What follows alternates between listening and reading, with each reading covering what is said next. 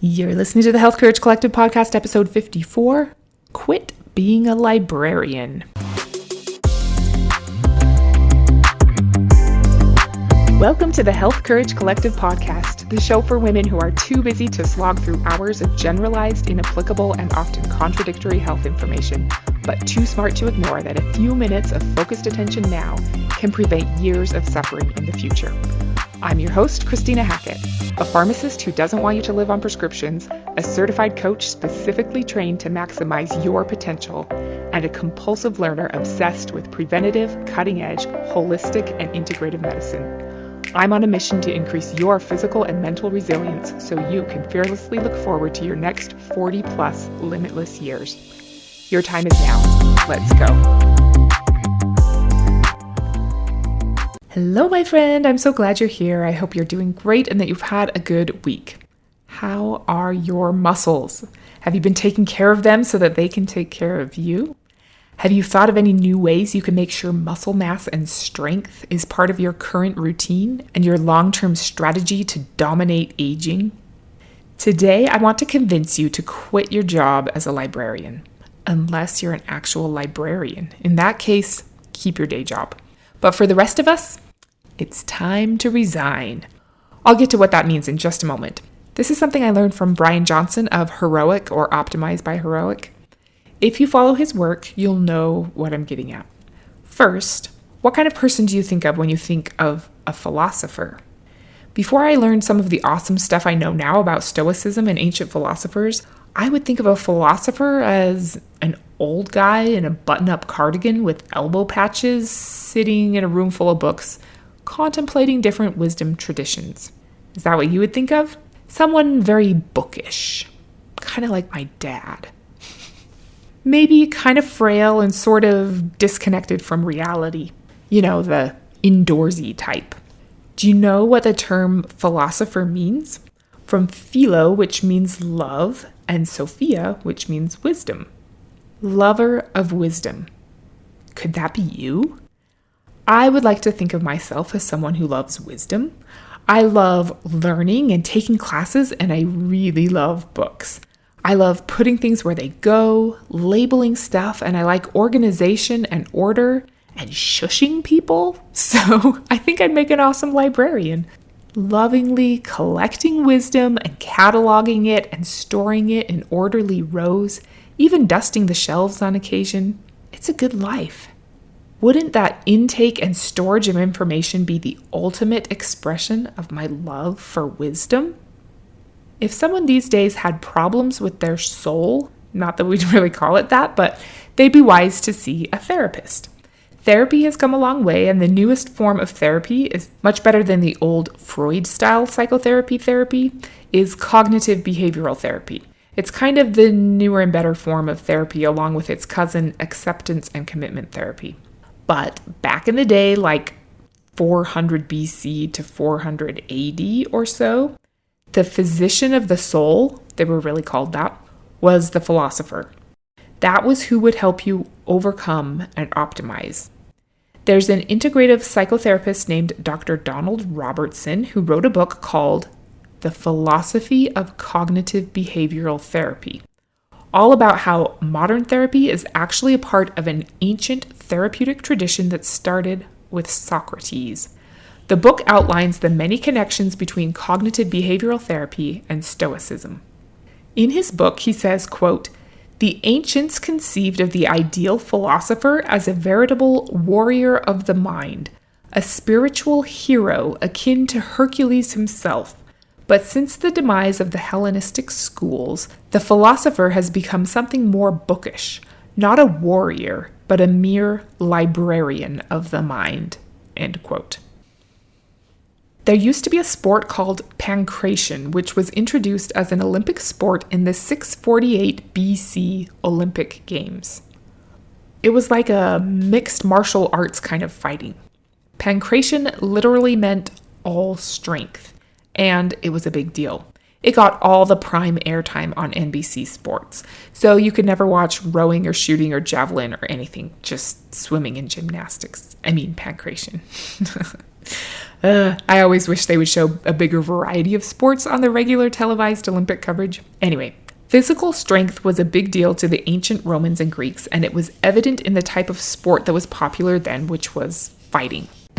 Hey there, just a quick interruption to say I think the jury's still kind of out on how bad and in what way it's really bad to put aluminum on your skin, but it doesn't seem great, and I figured, why not avoid it? Well, because all of the aluminum-free deodorants I ever tried didn't work. Until I tried Lume. This is the first aluminum-free deodorant I ever tried that actually worked. I was instantly converted. Then, over time, I discovered that the answer to my whole family's itchy skin after every shower problem is Lume's acidified body wash. It's awesome, and their acidified body butter keeps our skin soft and hydrated. They even have a laundry product that makes your clothes smell great. I can't say enough good about Lume. Plus, their commercials are hilarious. You should watch one on YouTube if you haven't seen one yet. If you want to give Lume a try, there's a link in the show notes that will give you $5 off your order. My favorite is the Pink Peony Body Wash. It smells like washing yourself with bubble gum, which I wouldn't recommend, but I do recommend Lume. Okay, back to the show. Last week, we talked about how important your muscle mass is to your health and longevity. Being strong makes you live longer and with a much better quality of life. It makes you more resilient in the face of challenges. We don't want to develop our muscles just so that we can swing a heavier kettlebell. We do it so that we can more powerfully help those around us who need us. So we're ready for anything. So we can generate a force. Gaining the ability to create effective physical power takes a lot of work, a lot of repetition, a lot of consistency, a lot of patience, and slowly and methodically increasing the resistance that we can handle. It's a long process, but a very rewarding one. Training to be a warrior means putting yourself in the line of fire, taking some hits, and then having the guts to get up and try again. The military puts people through basic training and endless drills for a reason. They would never enlist someone, have her do a weekend online workshop, answer a multiple choice test, and call her a warrior. Put her in charge of a platoon and send her to the front lines. Becoming a warrior is not a spectator sport. It's not something you can learn from reading a book or listening to a podcast. Even a really good podcast. It's something you have to physically do. It's not easy, especially at first. You're very likely to fail, especially at first. And you have to persist anyway, even when it sucks. Especially when it sucks. It's honorable to become a soldier because not everyone can make the cut. Not everyone has what it takes to act when it's scary and confusing and really, really hard. To fight all the way to the ground and to still not give up. It's in the nature of the job of being a soldier to get knocked down, to get bloody and dirty and discouraged. There's a chance of being injured, maimed, or captured and held behind enemy lines. Decisions need to be made with incomplete information, and sometimes it seems like all hope of being successful is gone. It's supposed to be hard. What makes you a better soldier is having gone through more difficulties, having more scars. The obstacles are the very things that increase your strength and your resolve and your discipline. You are more effective and ready to do for others what they can't do for themselves after you've been through some unpleasantness. I was thinking there's this saying about a soldier always being prepared, but then I remembered that's the Boy Scouts. But soldiers are kind of always in that ready state too, because that experience is always inside of them, informing their minute-to-minute choices. I'm sure there are some intensely fierce librarians in the world, so no offense to them. But we don't want to be a librarian of the mind or of our health, or at least not only a librarian. The correct information is critical. We need it, especially in this world of ridiculous food pyramids and drug commercials, but it's not enough. Too bad. I wish I could just read about the glymphatic system or optimal omega-6 to omega-3 ratios, or the most effective way to change my behavior. I would enjoy that. I do enjoy that. It's fun and interesting and safe. I can even feel self-righteous about it if I have a bigger or more organized library than somebody else. Hey, look at me, I know stuff. But only cataloging, organizing, and storing that information won't change my life or make me less likely to get the common diseases of our society. It won't make me stronger, more resilient, or give me more energy to use helping someone else. The librarian philosopher who only collects information and debates different concepts is out of touch with what really matters. It can even hold us back from becoming our best selves. In fact, that happens all the time. You can find endless discussions about the merits of carnivore, the pitfalls of veganism, plant-based is the only logical choice, why supplements are good, why you're stupid to take supplements, you should just eat healthy, you should develop stamina through endurance sports wreck your body, do high-intensity intervals, high-intensity workouts cause too many injuries, carbs are bad, keto is bad, water is toxic, air is toxic, get natural sunlight, the sun gives you cancer and then kills you. You don't have enough willpower. Willpower isn't the problem, it's the environment. The environment doesn't matter, you choose who you become. Debating all this stuff doesn't change your life. It can even hold you back from getting out there and becoming who you want to become. The most important part of your philosophy is living it. Going out and doing battle with your lower self in pursuit of self-mastery. Trying to show up as your best self and sometimes falling short. Sometimes getting knocked down or lost. Making decisions with incomplete information amidst overwhelming circumstances. Getting discouraged and coming back the next day to try it again. Executing the battle plan when it feels like you're in a losing fight. That's what the real philosopher does.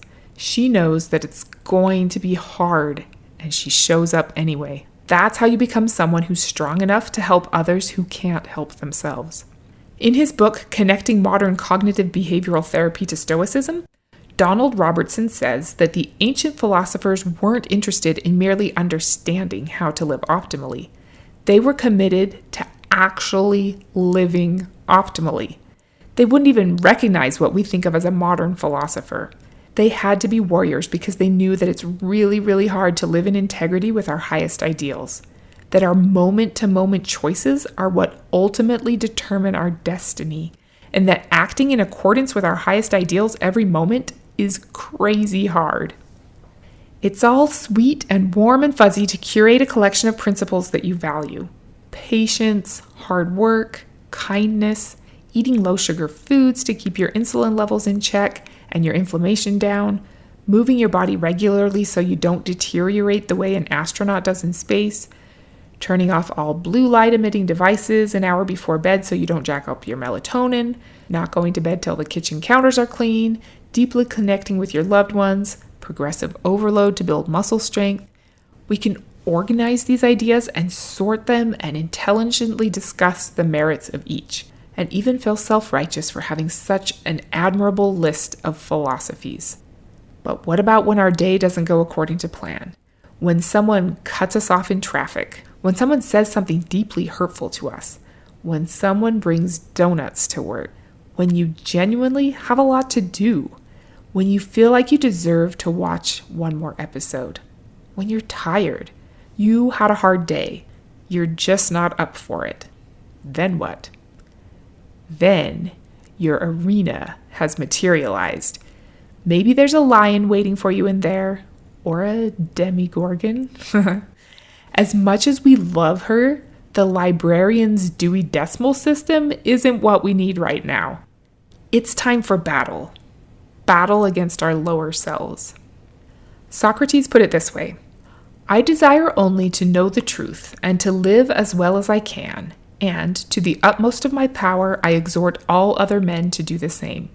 I exhort you also to take part in the great combat which is the combat of life and greater than every other earthly conflict. Buddha says, one who conquers himself is greater than another who conquers 1,000 times 1,000 men on the battlefield. And Rumi said, The lion who breaks the enemy's ranks is a minor hero compared to the lion who overcomes himself. What is one idea that you have merely cataloged in your mind that you really need to take into combat with you instead? How might you do that? Just pick one thing, something you're really committed to. One thing that I think is super helpful is to decide to be more committed the worse you feel. This is an idea from Phil Stutz. He calls it emotional stamina. I think it changes everything. The worse you feel, the more committed you are. You can't do this with everything. Well, I shouldn't say that. You could. I believe in you. But it's easier to do it on a limited basis with one thing that's really important to you. When you know how you want to act, you can imagine being faced with that choice in a few different scenarios. When have you ditched out on doing that behavior in the past? Why? Can you imagine yourself acting heroically in that exact same situation instead? Can you imagine feeling even worse than that and still doing what you said you're committed to doing? What is the worst you could feel? How could you still follow your plan then? Imagine exactly how you'd feel and doing the thing anyway. Let's say you listen to my podcast number 28 and you've cataloged in your mind all the evidence for getting 5,650 steps a day. You know you want to do it every single day. You decide it's the one thing that you're committed to. We won't get into it now, but there's scientific evidence that shows that people who get fewer than that many steps a day are more depressed, anxious, hostile, hopeless, and sick. You know it's important, but you haven't been doing it consistently. There's lots of ways we could come at this from a behavior design perspective, which I love and think is really fun.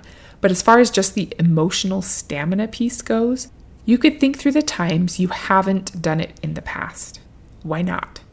Maybe you had a long day. Your feet hurt from the shoes you wore at work. You were tired and felt like you deserved to just hang out on the couch and watch something fun and entertaining instead. You'll get your steps in tomorrow. If you decide that this is your thing, then you decide that the worse you feel, the more committed you are to getting the 5,650th step before the day is over. You imagine coming home with sore feet and a headache and doing it anyway. Being tired and hungry and annoyed and doing it anyway.